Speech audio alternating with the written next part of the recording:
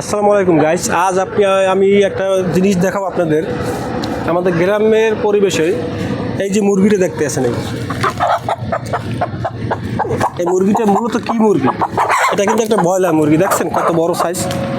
এটা ওয়েট আনুমানিক 7 থেকে 8 কেজি বা একটু বেশি হতে পারে। সম্পূর্ণ গ্রামের পরিবেশে বড় হইতে আছে। মূলত এটা কিন্তু ব্রয়লার জাত। এটা মানুষ কী করে, এটাকে ফার্ম করে, কিন্তু আমরা এরকম ব্রয়লার মুরগি সম্পূর্ণ গ্রামের পরিবেশে বড় করতে আসি। এবং দেশি মুরগি যেরকম দেশি খাবার দাবার খাই, এও কিন্তু সেরকম দেশি খাবার দাবার খাইতে আসি। এটা হচ্ছে হাফ ব্রয়লার। হাফ ব্রয়লার কীরকম?